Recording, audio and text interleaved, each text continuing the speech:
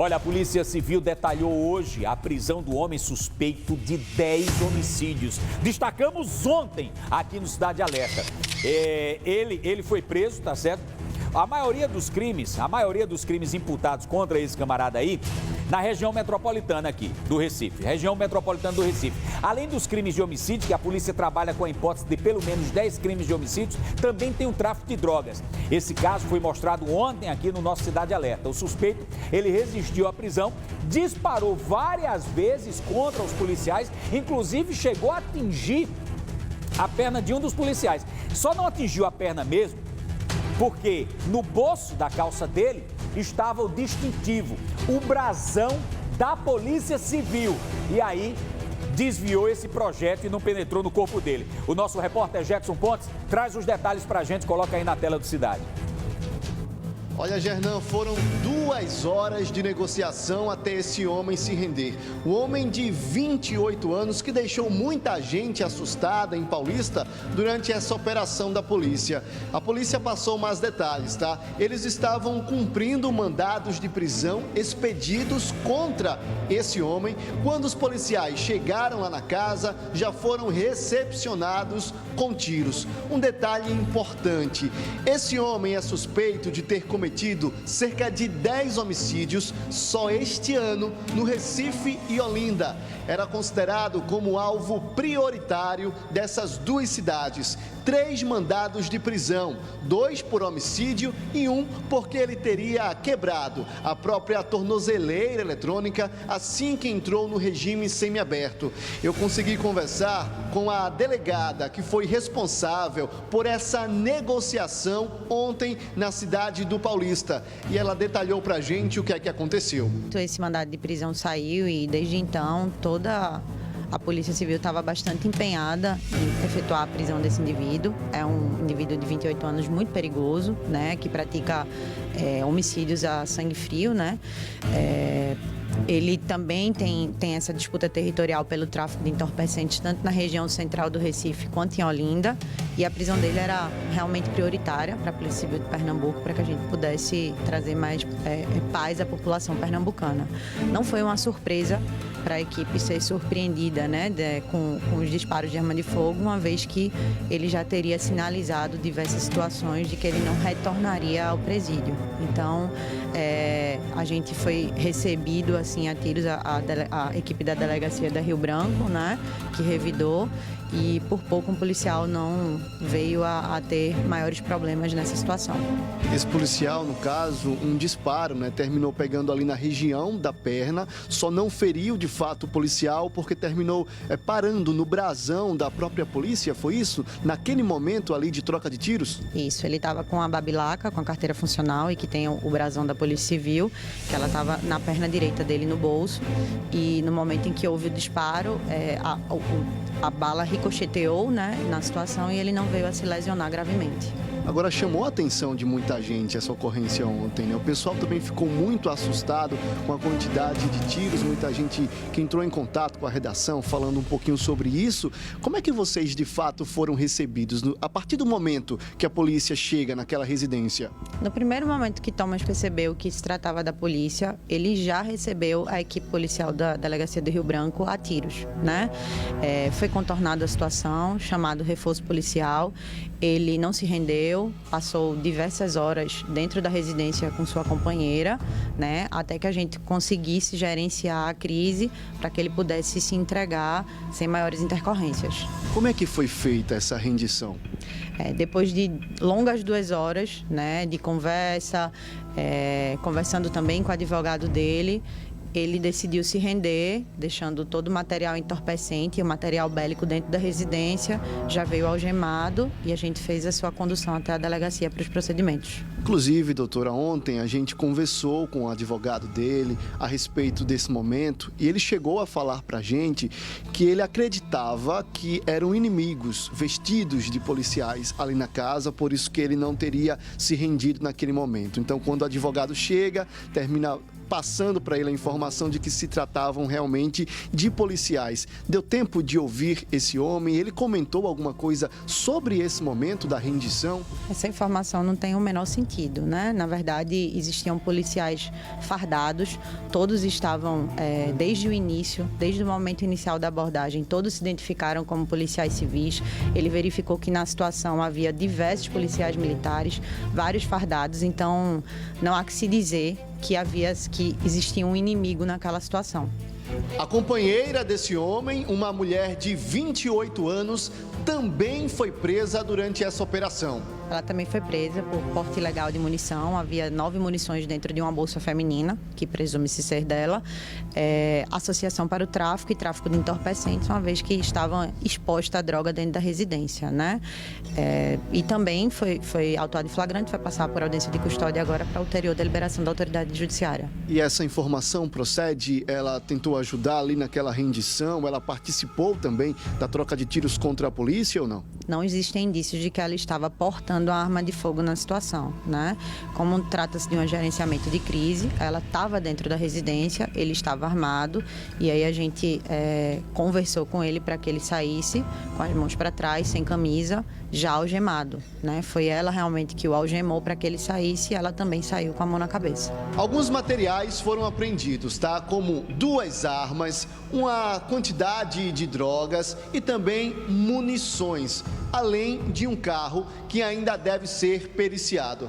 É importante lembrar que a polícia precisou pedir apoio do CORE, do 17º Batalhão da Polícia Militar, além do BOP, o Batalhão de Operações Especiais. O que foi dito aqui na coletiva, viu, Gernan, é que esse homem era uma pessoa muito fria. Ele não tinha preocupações além do crime. Não se preocupava se era dia ou noite para cometer homicídios e também nem ligava se o local tinha câmera de segurança ou não. Conversei também com o delegado que traçou o perfil desse suspeito. Ele é extremamente frio, inclusive no interrogatório dele ele se mostrava bastante tranquilo, não é? Muito frio.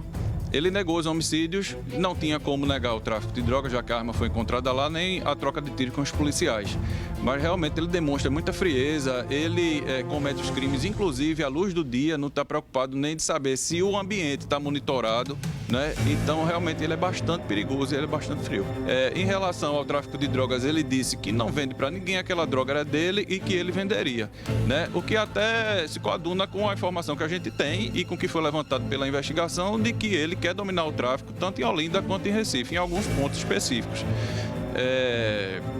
E em relação à arma de fogo, ele confessou também que efetuou disparos, que inclusive ele estava com as 2 armas de fogo em punho, né? E tinha munições deflagradas das 2 armas ontem? Munição deflagrada só tinha da .40, do 38 não tinha.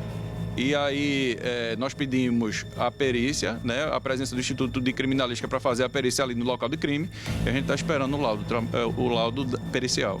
Agora vamos entender, porque é uma informação que deixa, eu acho que a sociedade de fato ainda mais revoltada. Um homem que não se preocupava se ia cometer crime de dia, à noite, se tinha câmera filmando. Quando vocês confrontam ele no depoimento, mesmo depois de um dia exaustivo de trocar tiros de fato com esse homem, ele olha a própria imagem num circuito e diz, não sou eu. É isso mesmo? É o direito que ele tem, né? O interrogado de negar ou de calar. Né, no interrogatório de negar qualquer fato a ele atribuído. Mas contra imagens, contra fatos, todo o arcabouço probatório que a Polícia Civil tem, né, para indiciá-lo pelos crimes de homicídio, que é pelo tráfico de drogas também, a argumentação dele realmente não é muito relevante na investigação policial. A gente permanece acompanhando os desdobramentos aí dessa prisão. Com imagens de Jailson Guerra, Gedson Pontes para o Cidade Alerta, Pernambuco. Olha só. Eu tenho um questionamento para fazer e faço uma pergunta para você que está acompanhando aqui o Cidade Alerta. A polícia foi dar cumprimento no local lá em Paulista, que tinha feito o levantamento, e ele recentemente tinha se mudado para essa localidade, para esse apartamento aí, tá certo? É uma vila, é um condomínio, com 4 casas pequenas. A polícia chegou, ostensivamente, a Polícia Civil chegou com fardamento, com viatura ostensiva, todos identificados, verbalizaram e disseram: a área está cercada, se entrega aqui à polícia. ele não venha dizer que não tinha conhecimento, que achava que seriam desafetos, porque ele sabia e tinha certeza absoluta que era a polícia. E em seguida chegou inclusive a polícia militar, fardada também, participando da negociação e da troca de tiros. A Polícia Civil foi dar cumprimento a 3 mandados de prisão. Três mandados de prisão. Fora isso, ele foi autuado ontem também em flagrante pelo crime. Tentativa de homicídio, atirou contra os policiais e chegou a atingir um, só que o projétil não penetrou no corpo do policial porque pegou no brasão da Polícia Civil, né? Tentativa de homicídio, tráfico de drogas, porte ilegal de arma de fogo, estava com 2 armas. Associação criminosa também. Ele foi autuado em flagrante. A esposa dele também é autuada em flagrante por associação criminosa e por tráfico de drogas, já que tinha uma grande quantidade de droga no local. Agora eu faço uma pergunta a vocês. Dentre os 3 mandados de prisão, expedido 2 por crimes de homicídio, e um terceiro mandado de prisão, sabe qual era o crime? Que ele rompeu a tornozeleira. Sabe o que significa? Hoje, no início da tarde, eu perguntei, inclusive, a delegada Bárbara Forte. Ele rompeu a tornozeleira eletrônica. Ele estava no sistema prisional, ele estava na penitenciária por crime de homicídio. Saiu pela porta da frente, recebeu benefício da lei, do nosso Código Penal arcaico e frouxo para bandido. Ele saiu da porta da frente com a tornozeleira eletrônica. Eu pergunto a vocês aqui, tá certo isso? O cara que comete um crime, o pior que tem, que é contra a vida, tira a vida de alguém e recebe benefício? Sabe o que a delegada falou? Que após a liberação, quando ele saiu do sistema prisional, continuou matando, assassinando, tirando vida de pessoas. E como o próprio delegado falou, inclusive essas imagens, elas são claras e mostram, evidentemente aí, o grau de periculosidade dele, né, desse elemento aí, onde ele sabe que tem vídeo monitoramento, que hoje a gente vive em um verdadeiro reality, né? Câmera em tudo, estabelecimento comercial, residencial, tudo. Você passa em qualquer rua, na sua rua mesmo, são várias câmeras. Essa é a realidade. Ele sabe que tinha vídeo monitoramento, em plena via pública, parou aquela mulher, começou a conversar com aquela mulher. Repare, começa a conversar com a mulher, friamente ele saca a arma, atira a queima-roupa na cabeça dela. Tranquilamente. Ele, quando foi ouvido ontem mesmo, que ele foi autuado em flagrante, os delegados que participaram do interrogatório dele ficaram surpreendidos com o grau de frieza dele. O cara participa de um intenso tiroteio, algo que durou 2 horas, não 2 horas de confronto direto, mas toda a negociação para a rendição dele. Inclusive, ele esperto, pediu a presença do advogado dele e também da imprensa, para poder ele ter todas as garantias que sairia com vida daí. Eu quero dizer o seguinte, que tanto a Polícia Civil como a Polícia Militar, Federal, o Guarda Municipal, a polícia vai para prender. Quem dá a intensidade do confronto é o outro lado. A polícia vai e, se pudesse, não efetuava nenhum disparo de arma de fogo. Agora, quem dá a intensidade é o outro lado. Tem que dar a resposta. Se a polícia é recebida a bala, tem que responder à altura. E tá aí, ó. Olha os armamentos dos policiais. A polícia bem preparada e começou a revidar. Ele só se entregou porque ele já tinha passado a informação para outras pessoas e a polícia já tinha conhecimento que ele disse que não retornaria para o sistema prisional. Ele estava para o que der e vier e para o confronto. Só que ele não esperava a quantidade de policiais cercando o imóvel. Então ele viu que não tinha jeito. Ou ele se entregava ou saía na horizontal, na bandeja do IML. Essa é a realidade. Ele, como esperto, ele disse, vou me entregar. E aí foi autuado em flagrante e dado cumprimento também aos 3 mandados de prisão.